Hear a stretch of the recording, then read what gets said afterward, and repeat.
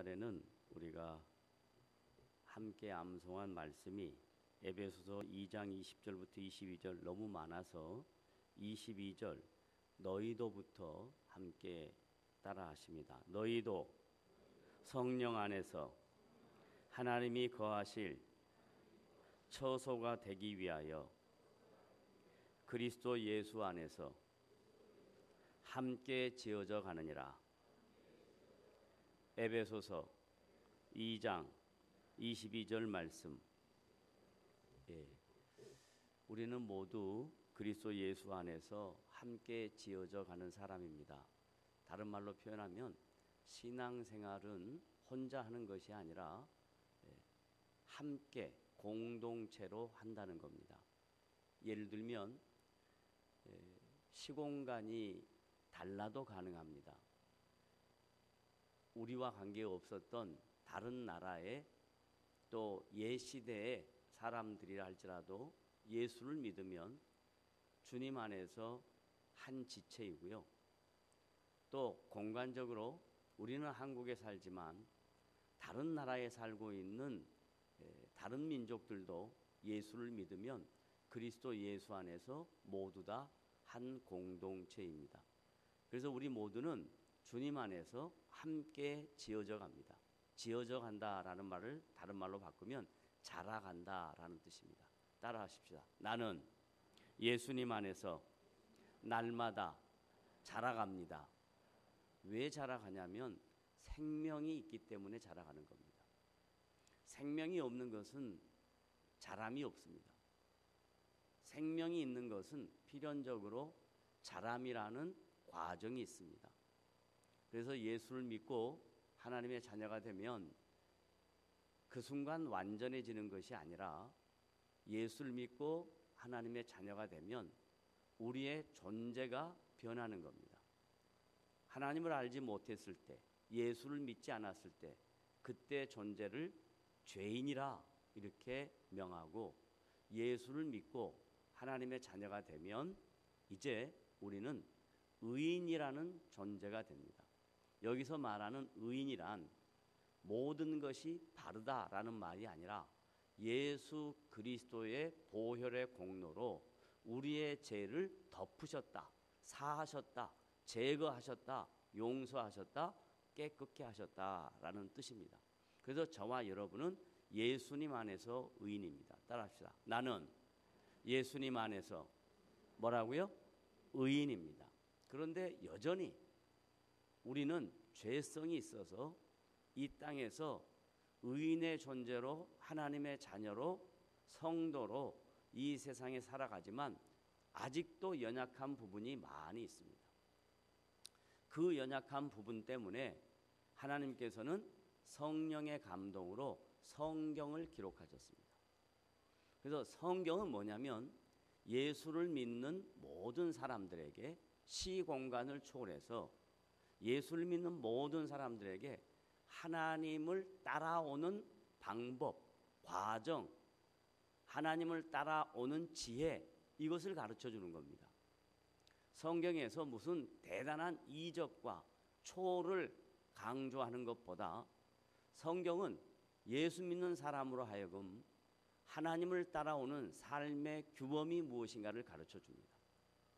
교회를 다니면, 신앙생활을 하면 신자의 삶의 규범, 가치는 성경이 근거입니다. 경험도 중요하지 않고 초월적인 것도 중요하지 않고 그리고 이상한 신비한 것도 중요하지 않고 성경이 예수 믿는 모든 사람들의 시공간을 초월해서 삶의 규범, 바로미터, 나침판이 되는 겁니다. 그래서 오늘 우리는 베드로 전서 3장 18절부터 12절 말씀을 읽고 이 말씀 안에서 우리가 따라가야 할 모든 성도가 이 세상에 살면서 주님을 본받아야 할 내용이 무엇인가 하는 것 딱 두 가지만 생각하도록 할 것입니다. 먼저 18절에 보면 18절 초두에 이렇게 기록되어 있습니다. 다 같이 18절 초두 읽어봅니다. 시작. 그리스도께서도, 자 여기 조사가 주어 옆에 있는 조사, 주격 조사가 그리스도도라는 뜻입니다. 그러니까 그 앞에 어떤 내용이 있었다는 얘기입니다. 그리고 18절 이어서 그리스도도 이렇게 표현되거든요. 지난주에 우리가 무슨 내용을 함께 나누었냐면 예수 믿는 사람들이 이 땅에 살면서 고난을 당한다라고 이야기했습니다. 이건 상식적이지 아니하고 이성적으로 용납할 수 없습니다. 왜냐하면 보편적으로 종교인은 신을 의지해서 자기의 삶의 안일함, 풍성함, 평안함 이런 것들을 추구하는 게 종교를 믿는 것이고 신앙생활을 하는 이유입니다.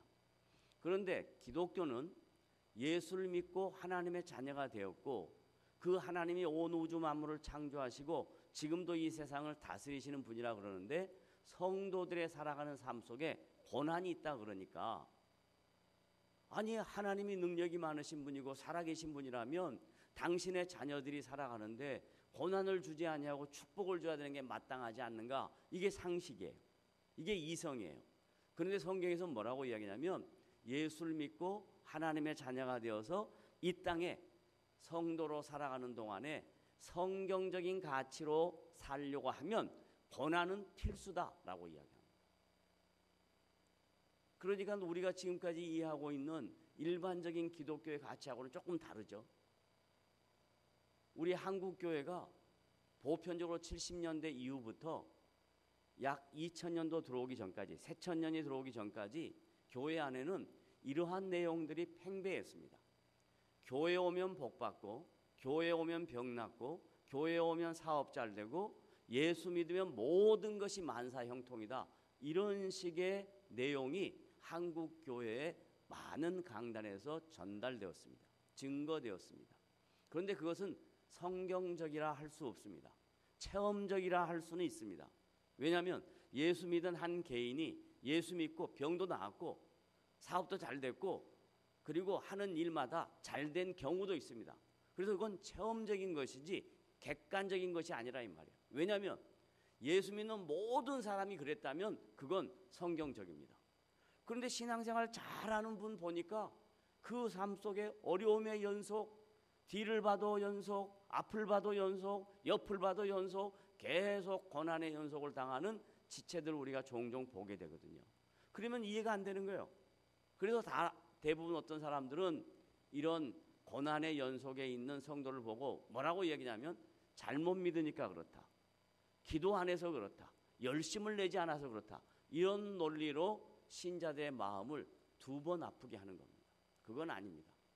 성경에는 분명히 뭐라고 얘기하냐면 예수를 믿고 하나님의 자녀가 되어서 성도가 이 땅에서 하나님의 말씀대로 살아가려고 하면 고난은 필수다. 그런데 이 고난이 우리 믿는 성도에게만 있었던 것이 아니라 그리스도도 고난을 받았다 이렇게 이야기합니다. 그러니까 그리스도가 고난을 받은 이유를 설명하는 겁니다. 그리스도께서 고난을 당하심으로 예수 믿는 모든 성도들의 고난을 그분이 인식하신다는 거예요. 이해하신다는 거예요. 예수님의 고난의 의미가 뭔가? 그것은 오늘 본문에 이렇게 말씀합니다. 그리스도도 그 다음 계속 읽습니다. 시작. 단번에 죄를 위하여 죽으사. 자, 예수님이 왜 죽으셨다고요? 예수님이 왜 고난 받으셨다고요? 죄 때문에. 그럼 이 죄는 누구의 죄 때문이냐 이 말이에요. 만약에 예수님이 자신의 죄 때문에 죽었다 그러면 모든 사람들의 죄 문제를 해결할 수 있는 분이 아닙니다. 왜냐하면 예수님도 죄인이고 우리도 죄인이라면 죄인이 어떻게 죄인을 용서합니까? 예수님은 하나님의 아들이시며 우리 인간의 몸을 입고 이 세상에 오셔서 30년 동안 우리와 똑같이 사셨습니다. 그런데 그분은 죄가 없으신 분입니다. 왜 죄가 없냐? 이게 퀘스천이잖아요. 왜 죄가 없냐? 예수님이 왜 죄가 없습니까? 여러분 생각해 보세요. 예수님은 왜 죄가 없습니까? 죄를 안 지었으니까 죄가 없어요?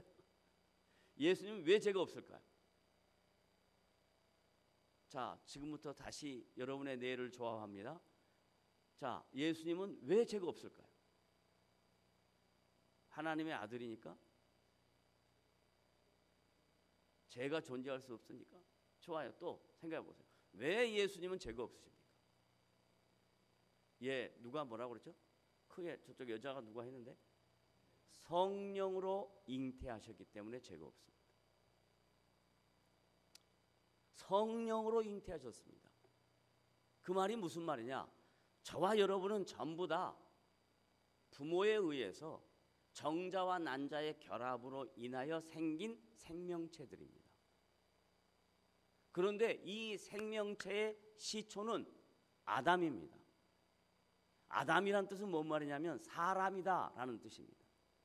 그래서 이 아담 이후의 모든 사람들은 죄인으로 태어납니다. 아이가 막 태어나는데 뭐 잘못했다고 죄인이냐? 그 말이 아니라 아담 이후에 이 세상에 온 모든 사람, 인간은 다 하나님 앞에 죄인이다 이 말입니다. 죄를 지어서 죄인이 아니라 아담의 범죄로 말미암아 이 세상에 사람으로, 인간으로 태어난 모든 사람은 하나님과 관계가 단절되어 있는 상태다. 그것을 다른 말로 죄인이다 이렇게 이야기합니다. 그런데 예수님은 하나님이십니다. 그러니까 그는 성령으로 잉태하셔서 죄가 없으십니다. 죄가 없으신 분이 죄 있는 인간의 문제를 해결해야죠. 어떻게 죄인이 죄인의 문제를 해결합니까?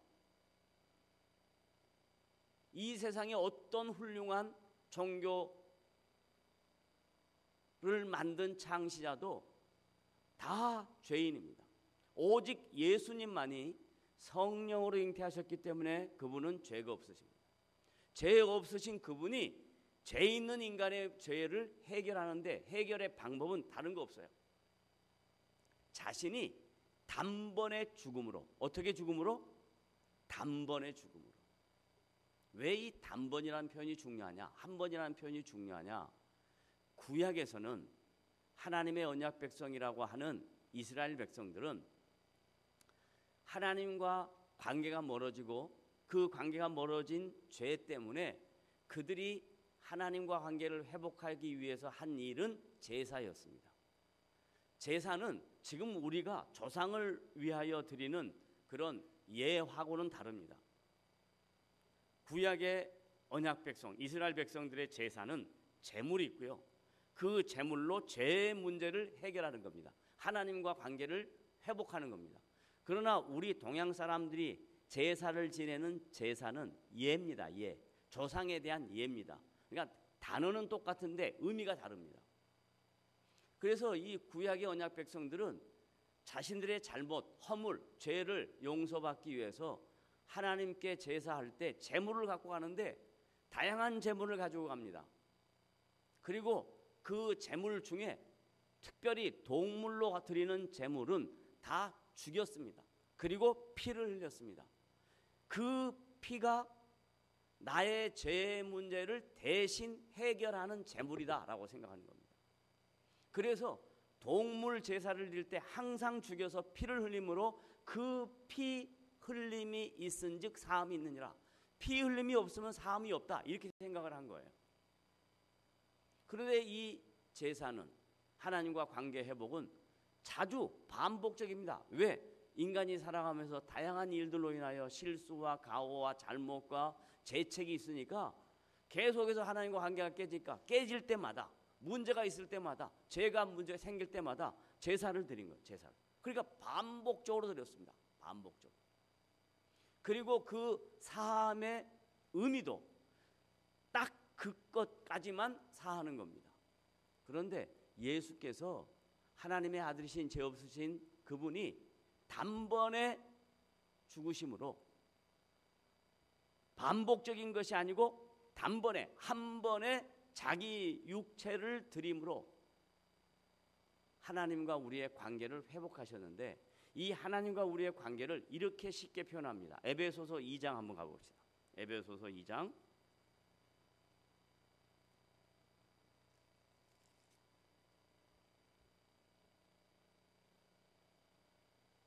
13절, 에베소서 2장 13절, 14절 두 절을 함께 읽을 것입니다. 에베소서 2장 13절, 14절 다 같이 찾아봅시다. 시작. 이제는 전에 멀리 있던 너희가 그리스도 예수 안에서 그리스도의 피로 가까워졌느냐. 멀리 있던, 이 말의 의미가 뭐냐면 하나님과 떨어져 있던, 관계가 형성되지 못하고 관계가 단절되어 있던 이런 뜻입니다. 그런데 하나님과 멀리 있고 관계가 떨어져 있었는데, 단절되어 있었는데 관계가 회복되고 가깝게 된 것이 뭐냐면 그리스도의 피로 가까워졌다라고 이야기합니다. 그러니까 죄의 문제는 다른 걸로 해결되지 아니하고 오직 예수 그리스도께서 십자가의 단번에 죽으심으로, 그 죽으심 때문에 우리가 하나님과 관계가 가까워졌다, 회복되었다, 하나가 되었다, 이렇게 이야기합니다. 그것을 14절에 이어서 더 구체적으로 설명합니다. 시작. 그는 우리의 화평이신지라. 뭐라고요? 화평. 이 화평이란 말은 다른 말로 말하면 일치, 연합, 하나됨, 이런 뜻입니다. 그러니까 이제 예수님이 나를 위하여 십자가에서 죽으시고 여러분의 각자 개개인이 주님 앞에 나와 내가 죄인인 것을 인정하고 예수 그리스도의 십자가의 피로만 내가 사함을 입을 수 있다라는 걸 믿게 되면 그 순간 여러분과 주님은, 여러분과 하나님은 그리스도 예수 안에서 하나입니다. 일치입니다. 연합입니다. 절대로 떨어질 수 없습니다. 이것이 기독교에서 말하는 신비입니다. 다른 타종교는 전부 다 행위에 대한 결과입니다. 내가 어떻게 했느냐에 따라서 신이 즐거워하고 기뻐하고 그럽니다. 그런데 기독교는 우리의 행위와 관계없이 우리가 죄인인 것을 믿고 나의 죄의 문제를 그리스도 예수께서 단번에 십자가에서 죽으신 것을 믿고 내가 그 믿음 앞에 나오기만 하면 다른 거 아무것도 없습니다. 주님이 우리와 관계를 회복시켜 주시고 너와 나는 이제 뗄래야 뗄 수 없는 연합된 관계다, 일치된 관계다, 하나된 관계다, 화평케 되었다라고 말씀합니다. 그래서 우리 안에 찾아온 게 뭐냐면 주님 안에서 즐거움입니다. 기쁨입니다. 감사입니다. 감격입니다. 따라하십시오. 나는 예수 안에서 하나님과 하나 되었습니다. 그 하나됨에 대한 감격과 기쁨이 있을 때 그게 신앙생활하는 재미입니다. 교회를 왜 나옵니까? 사람들은 대부분 교회 나오는 이유를 다양한 곳에서 찾습니다. 사람들이 모이는 곳이니까 자기가 좋아하는 사람이 있다. 또 교회 가면 재밌다. 교회 가면 여러 가지 다양한 일들을 우리가 할 수 있다. 이건 교회 나오는 진정한 의미가 아닙니다. 교회 나오는 진정한 의미는 뭐냐면 내가 예수 믿고 하나님의 자녀가 되어서 하나님이 나와 함께하는 것과 하나님이 나와 함께하는 것뿐만 아니라 내 옆에 있는 지체와 함께하는 것을 나누며 그 놀라운 감격을 함께 나누고 감사하고 기뻐하고 즐거워하는 자리가 교회 나오는 목적입니다. 그래서 교회 나오는 모든 사람들이 그 마음 안에 주님이 주시는 즐거움이 있을 때, 교회 나오는 모든 성도가 교회 나와서 하나님이 내 안에 계신다는 이 믿음의 확신이 있을 때 여러분의 마음속에 놀라운 주님의 평화가, 위로가 있을 줄로 믿으시기를 바랍니다. 아멘. 자, 그래서 다시 에베소서 2장 14절로 돌아가면 다 같이 읽습니다. 시작. 그는 우리의 화평이신지라 둘로 하나를. 뭘로? 둘로. 뭘로? 하나를. 둘, 이 말을 다른 말로 그 위에는 13절로 연결해 봐요. 뭐예요? 그렇죠. 13절. 멀리 있던. 그 다음에 하나. 뭐예요? 아니, 그리스도의 피로 어떻게 됐다? 가까워졌다. 이 말입니다. 하나님과 나눠졌던 우리가 둘이에요. 존재가 달라요. 하나님은 영이시고 하나님은 거룩하신 분인데 죄인은 거룩하지 못하단 말이에요. 그러니까 나눠져 있었어요. 그런데 이 나눠짐을 그리스도의 피로, 예수 그리스도의 십자가의 피로만 우리를 거룩하게 하고 우리에게 거룩한 영을 주셔서 영이신 하나님과 하나가 되었다. 그래서 가까워졌다. 일치가 되었다. 화평이 되었다라고 설명하는 겁니다. 그래서 그걸 구체적으로 더 어떻게 설명하느냐? 둘로 하나를 만드사. 그 다음에 시작. 원수된 것 곧 중간에 막힌 뭐요? 담. 여러분, 사람에게는 누구나 아무도 알 수 없는 자기만의 비밀의 담이 있습니다. 이 비밀의 담은 어느 누구도 알 수가 없습니다. 나 외에 다른 어느 누구도 알 수 없습니다. 그런데 이 비밀의 담이 서로 다 각자 비밀의 담으로 갖고 있기 때문에 어느 누구도 하나가 될 수가 없습니다. 부부라도 하나가 안 됩니다. 부모와 자식 간에도 하나가 안 됩니다. 왜? 각자 개인이 갖고 있는 비밀의 담이 다 있기 때문에 그렇습니다. 그게 죄의 문제입니다. 그런데 이 죄의 문제를 그리스도 예수께서 우리의 죄를 구원해내시고 용서하시고 우리의 중간에 막힌 담을 헐어주시면, 깨뜨려주시면, 무너뜨려주시면 어떻게 되냐? 그 다음 말씀. 자, 원수된 것 곧 중간에 막힌 담을 어떻게 해요? 자기 육체로 뭐 하시고? 허하시고 깨뜨려 버리시고 파쇄해 버리시고, 그리고 어떻게 하냐? 15절 다 같이 시작. 법조문으로 된 계명의 율법을 폐하셨으니 이는 이 둘로 누구 안에서? 자기 안에서 한 새 사람을 지어 화평하게 하시고. 여기 다 중요해요. 한 새 사람. 그러니까 신앙생활이라는 것은 퍼스널리티, 인격이라는 거예요. 묶어서 하는 게 아니에요. 동호회 회원들 함께 묶어가고 예수 믿고, 동문들 함께 묶어서 예수 믿고, 지역 묶어서 함께 예수 믿고, 그거 없어요. 모든 사람 한 사람 개인이 주님 앞에서 자기의 죄의 문제를 해결하고 하나님의 자녀가 되고 성도가 되고 그리고 하나님의 통치를 받는 거룩한 백성이 되는 것이 인격적 관계예요. 한, 그 다음에 뭐라고요? 뭔 사람? 새 사람. 자, 그러면 여러분 보세요. 여러분 다 예수 믿으시죠? 그런데 여러분 새 사람 되셨어요? 아, 감사네. 대단하네. 자, 여기서 말하는 새 사람은 이렇게 이야기해 보자고요. 난 예수 믿고 하나님의 자녀가 되는데 목사님, 저 얼굴은 똑같고요. 아니, 똑같지도 않고 더 썩었죠. 예수 믿고요. 저 폼 나지 않고요. 뭐예요?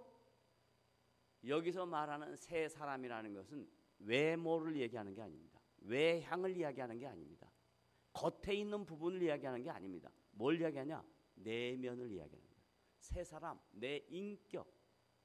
내 인격. 그런데 여러분은 아시듯이 내 인격이, 여러분의 인격이 한순간에 바뀌나요? 지금까지 살아왔던 여러분의 삶의 가치가 한 번에 바뀌나요? 안 바뀐단 말이에요. 여러분의 내면의 인격이 뭘로 바뀌냐? 하나님의 말씀으로 날마다 그 말씀이 내 삶의 자리를, 나의 가치관을, 나의 인생 살아왔던 삶의 방편을 바꾸어내는 겁니다. 제가 아는 어떤 젊은 청년이 매우 역동적이고 뿐만 아니라 공격적이고 어쩔 때는 폭력적입니다. 그런데 예수를 믿습니다. 그러니까 그 갖고 있는 성품 때문에 다른 사람들과 종종 갈등이 생기죠. 그런데 얼마 전에 저한테 뭐라 그러냐면, 목사님, 말씀을 읽고 말씀을 묵상하고 말씀을 생활하다 보니까 자기도 모르는 사이에 미운 사람이, 자기하고 다른 사람이 다르게 보인다는 거예요. 그리고 자기의 공격을 하는데 그 공격하는 것이 공격으로 느껴지지 않고 감정이 안 상하고 웃음이 나온다는 거예요. 그래서 제가 그랬습니다. 뭐라고 이야기했냐? 하나님의 말씀의 통치를 받으면 세상 사람들이 이해하지 못한 일이 생긴다. 그것은 그 사람 자신만 안다.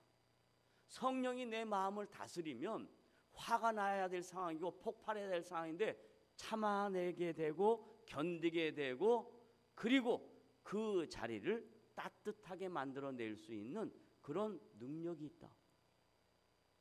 여러분이 새 사람이라는 말 안에 여러분이 다 적용되는 겁니다.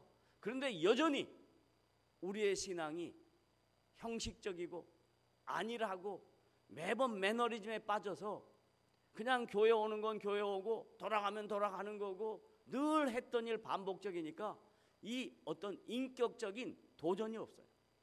이 인격적인 도전이 없는 이유가 뭐냐? 말씀에 대하여 관심이 없는 겁니다. 하나님의 말씀에 대하여 관심이 없는 겁니다. 그저 교회 오는 건 들으러 오는 겁니다. 여러분, 우리 한국 사회의 병폐 중에 하나가 뭐냐면 교육의 문제인데, 주입식 교육의 문제였다는 건 여러분 다 아시지 않습니까? 그러면 세상살이의 문제를 원인을 찾아보니까 주입식 교육이라고 그랬는데, 신앙생활의 가장 큰 맹점이 뭐냐? 주입식 교육입니다. 목사님이 말씀하셨어. 목사님이 하나님이에요?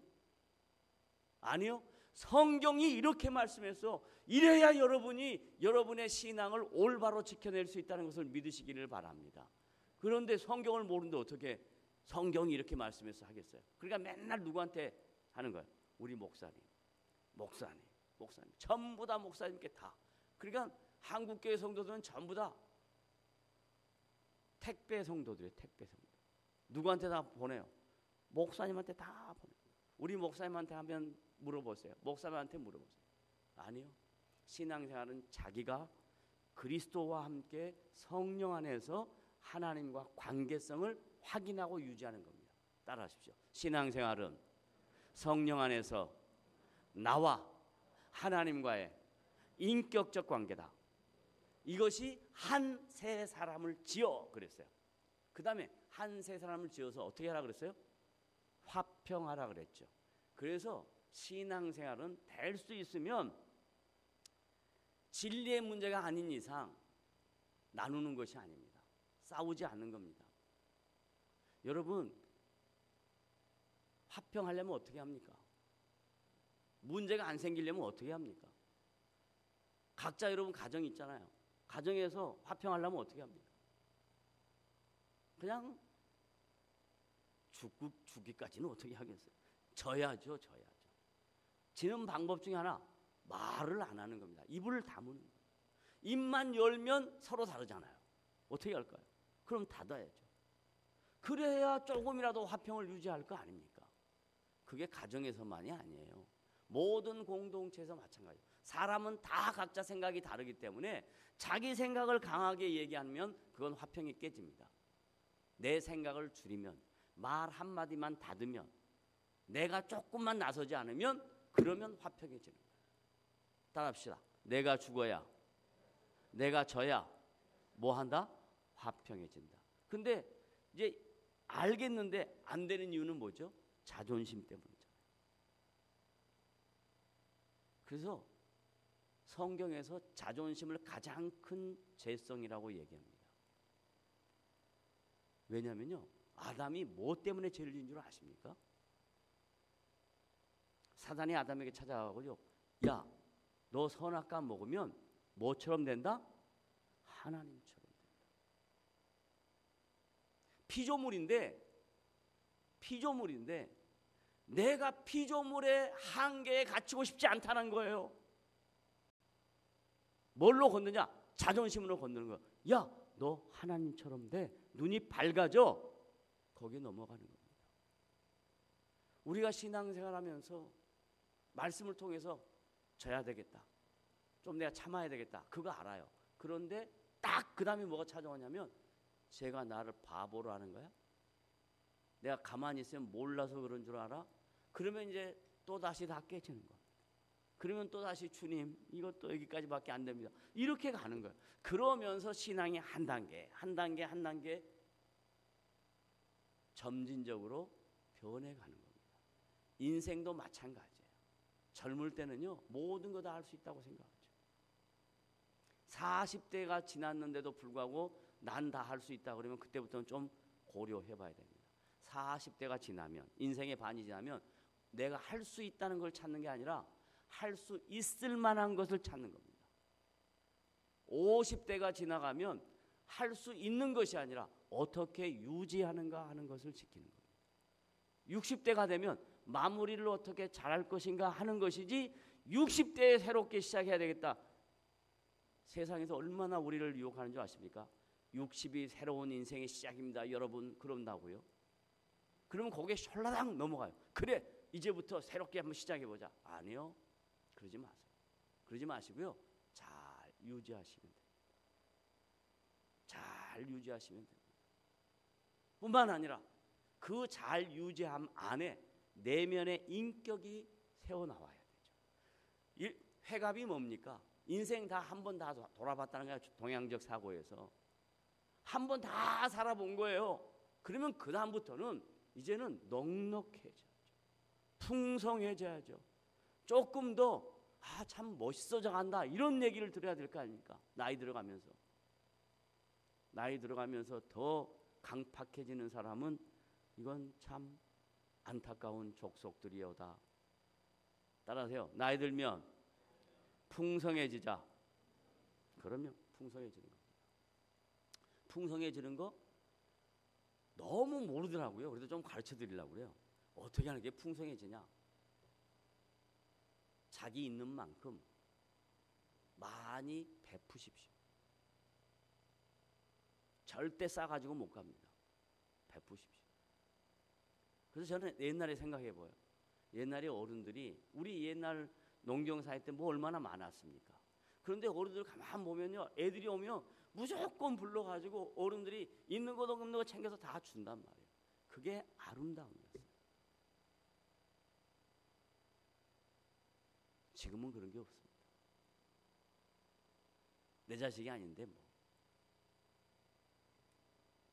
자, 세 사람이 뭐냐? 세 사람이 인격적인 거다. 내면적인 변화다라는 얘기를 했습니다. 다시 돌아갑니다. 이제 그리스도께서도 단번에 죄를 위하여 죽으사 의인으로서 불의한 자를 대신하셨으니, 의인은 누구냐? 주님이고요. 불의한 자는 모든 인간입니다. 인간들의 죄를 대신하셨으니 그 이유가 있어요. 이는 왜냐하면 그 이유는 다 같이 시작. 우리를 하나님 앞으로 인도하려 하십니다. 이것만큼 감격스럽고 놀라운 말씀이 어디 있습니까? 예수님이 나를 위하여 왜 십자가에 죽으셨는가? 죄인을 의인으로 만들어주신 것도 감사하지만 더 중요한 건 뭐냐면 주님이 우리를 하나님 앞으로 인도하신대요.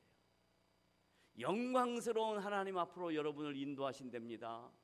여러분은 전부 다 주님 앞에 영광스러운 모습으로 주님을 만날 것을 소망하시기를 바랍니다. 아멘. 저는 오늘 이 말씀을 묵상하다가요 너무 감격했어요. 주님이 우리를 위하여 죽으시고 나의 죄를 용서하시는 것 뭐 매번 전달하고 매번 들어서 알지만 그 이유 영광의 하나님 앞에 우리를 인도한다고 하시다. 내가 하나님 앞에 인도함을 받을 것이라는 걸 믿는 거예요. 그러나 죽음이 두렵지 않습니다. 그러니까 아무것도 두렵지 않습니다. 주님이 나를 받아주신다고 말씀하시는데 내가 주님 앞으로 인도함을 받을 것인데 무엇이 두렵냐 이 말이에요. 창조주 하나님, 영광의 주님, 온 우주 만물의 주인 되신 그 주님 앞에 인도함을 받을 텐데 뭐가 두렵냐. 마지막으로 그 다음 내용들은 19절부터 21절까지 내용은요 모든 성경 저자들이 성경 난해 구절로 이해하고 있습니다. 그래서 여기는 신학교가 아니니까 저는 간단하게 정리하겠습니다. 21절 갑니다. 시작. 물은 예수 그리스도께서 부활하심으로 이제 너희를 구원하는 편이 곧 세례라. 물이 뭘까? 갑자기 왜 물이 나왔나? 갑자기 왜 물이 나왔냐 하는 거예요. 물은 깨끗함을 상징하는 것입니다. 죄를 씻어주는 겁니다. 그래서 그 끝에 세례라고 하는 의미는 한문으로 물 숫자 변에 이렇게 쓰는 세자입니다. 그러니까 세차장, 세수 다 그러면 세면대 전부 다 그 말이에요. 깨끗하게 한다라는 뜻이에요. 뭘 깨끗하게 하냐? 우리의 죄의 문제를 깨끗하게 하는데 이미 예수 그리스도의 십자가의 피로 우리가 죄 용서함을 받고 깨끗해졌지만 그것을 공적으로 증명하려면 다른 모든 성도들과 내가 함께 주님의 나라의 인도함을 받으려고 하면 교회 안에서 행하는 세례는 너무너무 중요하다라는 이야기. 그래서 여러분 다 세례 받으셨잖아요. 그죠? 다 세례 받으셨죠?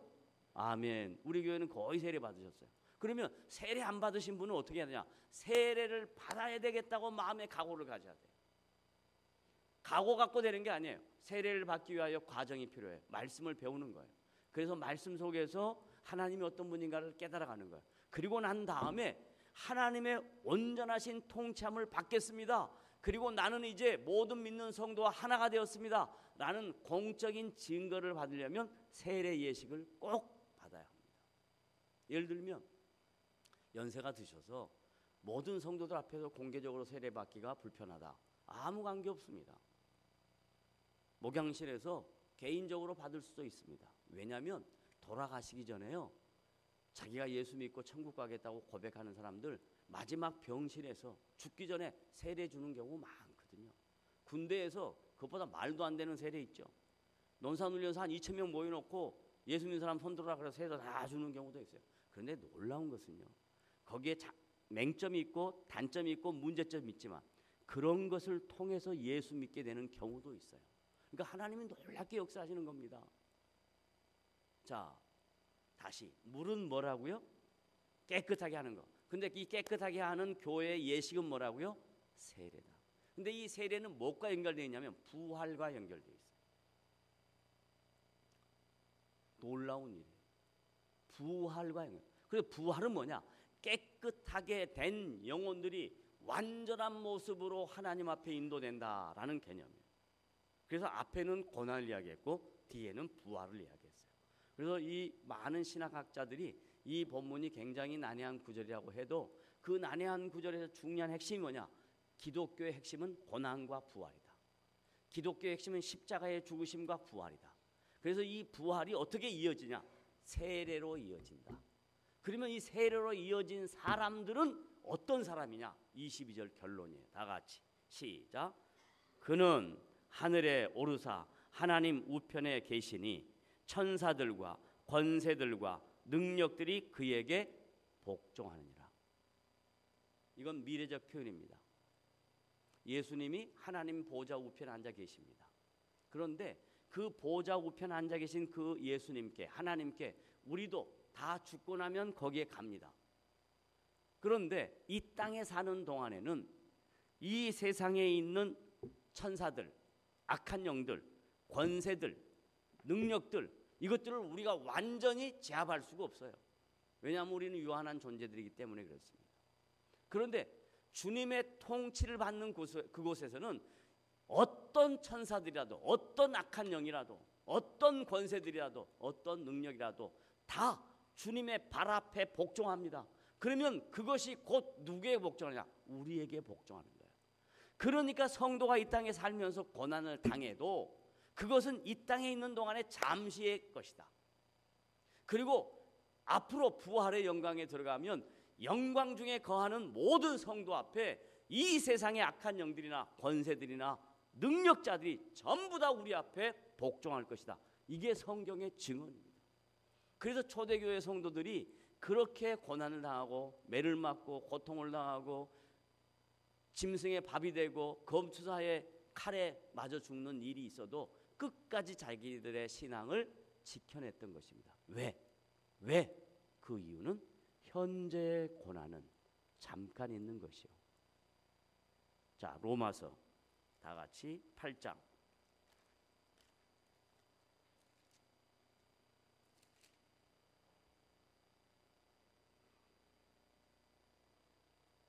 로마서 8장 18절. 다 같이 함께 읽어봅니다. 로마서 8장 18절 시작. 생각하건대 현재의 고난은 장차는 뭐예요? 미래 우리에게 나타날 영광과 좋게 비교할 수 없다. 그러니까 이 장차 나타날 영광이 어떤 영광이에요? 방금 전에 이야기했잖아요. 천사들과 권세자들과 능력자들이 누구 앞에? 우리 앞에 뭐 한다? 복종한다. 그게 영광이다 이 말이에요. 그러니까 이 신자됨의 가치, 이 신자됨의 영광이 얼마나 놀라운 거냐고요.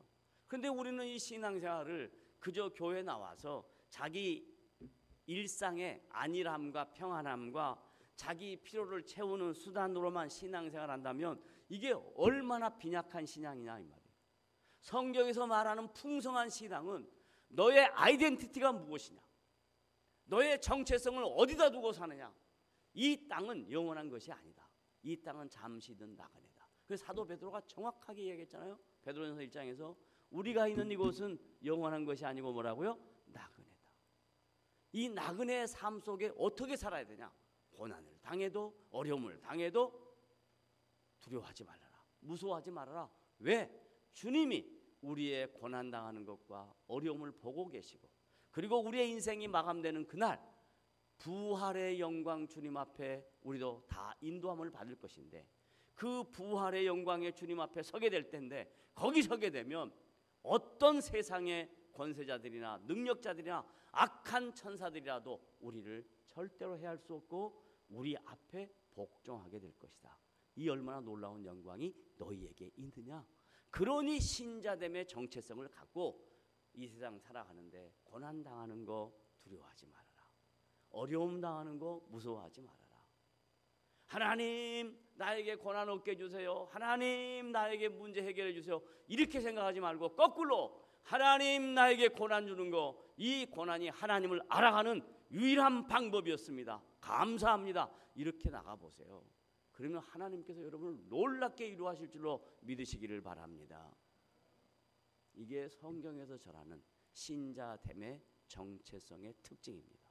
오늘은 사도 베드로가 전한 베드로전 3장 18절부터 22절 말씀, 매우 난해한 성경 구절이지만 중요한 그리스도의 십자가의 고난과 부활로 간단하게 두 가지로 정리하고 다음 주에 이어서 이 말씀 생각하도록 하겠습니다. 감사합니다. 기도하겠습니다.